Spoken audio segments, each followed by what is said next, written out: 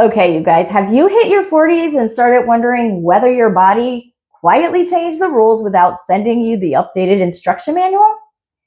Maybe you're eating the same foods, doing the same workouts, and living basically the same life, but now you're noticing stronger cravings, lower energy, more weight around your middle, or blood sugar numbers that are starting to creep up. Then you hear the phrase insulin resistance everywhere and think, okay, but what does that actually mean? And could it already be happening to me? Today, I'm going to explain insulin resistance in plain English, why it can become more likely during perimenopause, what you may notice, and what you can realistically do to support your body without declaring war on carbohydrates or surviving on grilled chicken and sadness. Hi, I'm Stephanie Fry. I'm a registered nurse, a registered dietitian, CDCES, Certified Diabetes Educator, and Certified Menopause Coaching Specialist. I spent years working in endocrinology and diabetes education, and now I help women understand blood sugar, insulin resistance, and midlife metabolism without restriction, without guilt, or perfection. First, let us make insulin resistance much less mysterious. When you eat carbohydrates, your body breaks them down into glucose, which enters your bloodstream. Your pancreas then releases insulin. Insulin helps move that glucose out of your bloodstream and into your cells, where it can be used for energy or stored for later. You can think of insulin as the messenger knocking on the cell's door and saying, hey, I brought you energy. But with insulin resistance, the cells don't respond to the insulin as effectively as they once did. It's a little like insulin is knocking, but the cells have put their phones on do not disturb. Your pancreas often responds by making more insulin to get the job done. For quite a while, that extra insulin may keep your fasting sugar and A1C in the normal range. That means insulin resistance can be developing before a routine blood sugar test clearly shows pre-diabetes. So when a woman says something feels different, but my glucose is still normal, I don't automatically dismiss the possibility that insulin resistance may already be part of the picture.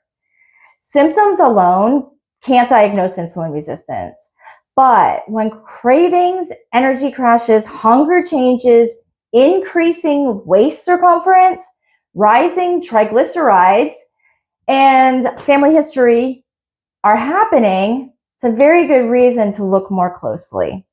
So where does perimenopause fit into all of this? Perimenopause is a time when insulin resistance can become more likely.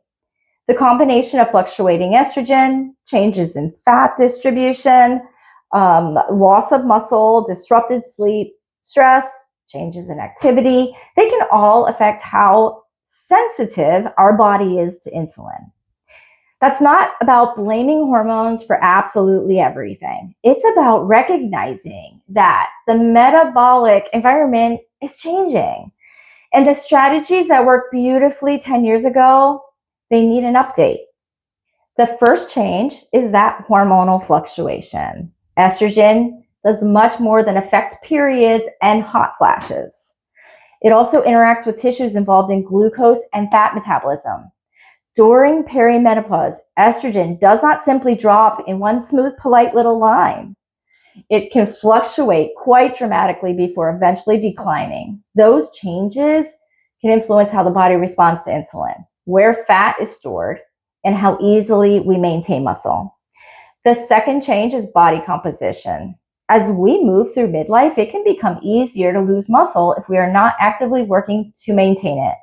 At the same time, many women notice more fat being stored around the abdomen. That central or visceral fat is more metabolically active, and it's strongly connected with insulin resistance and risk, cardiometabolic risk. Muscle is also extremely important for blood sugar because it's one of the major places glucose can go. When you use and maintain your muscles, you give glucose a useful place to be taken up and used. This is one reason strength training is not just about looking toned. It is a powerful metabolic tool. Your muscles are basically very helpful glucose storage space. Much more helpful than that closet where we keep things we swear we are going to organize someday. The third change is sleep.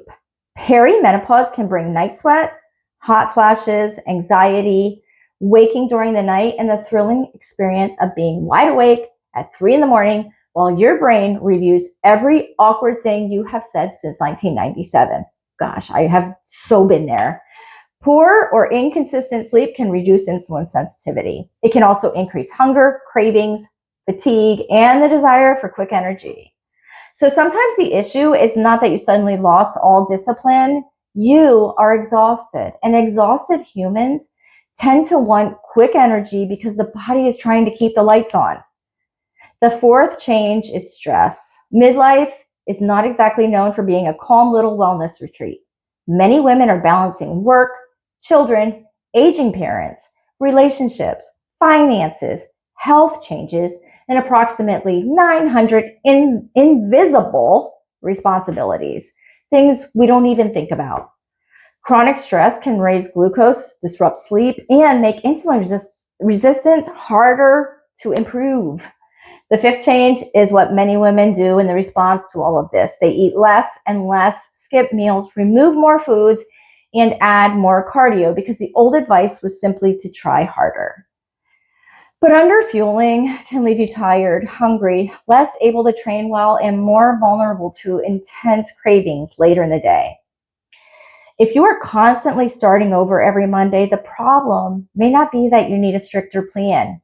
You may just need a plan that actually supports your body now. If several of these changes are sounding familiar, insulin resistance may be a part of your midlife story, even if you've never been told you have diabetes. I created a free guide called 5 Signs Your Blood Sugar is Changing in Perimenopause. It's going to help you connect the dots around cravings, energy crashes, hunger changes, and midlife weight shifts. You can download it using the link below this video. Okay, so now let's talk about what you can actually do, because I don't want to explain insulin resistance for 10 minutes and then leave you staring into the refrigerator feeling personally attacked. Start by building meals around protein. Protein supports muscle, fullness, and steadier meals. You don't have to create a perfect macro spreadsheet before breakfast. Just begin by asking, where's my protein at in this meal? Next, include fiber-rich carbohydrates. Instead of assuming all carbs are the enemy, carbs can provide energy, nutrients, and happiness. The goal is often to improve the type, amount, timing, and combination rather than ban them from your life like they behave badly at a family gathering. Try pairing carbs with protein, fiber, or a healthy fat. Think fruit with Greek yogurt, toast with eggs, oatmeal with protein and berries, or crackers with tuna or cheese. Next, make resistance training part of your routine in a way that's realistic for you. You don't need to become a competitive bodybuilder by Thursday. Regular strength training helps preserve and build muscle, and muscle supports glucose use. Start where you are. Progress gradually and choose movements that work for your body, not movements that hurt your body. Also, pay attention to sleep and recovery. No, I'm not going to tell you if you have night sweats to simply sleep more as though you forgot to sleep, but it's worth addressing symptoms, routine, caffeine or alcohol timing, stress, medical concerns that may be disrupting sleep. My cat Blitz can sleep 14 hours and wake up completely refreshed with no planning whatsoever. But the rest of us, we may need a strategy. Finally, consider your personal risk and screening.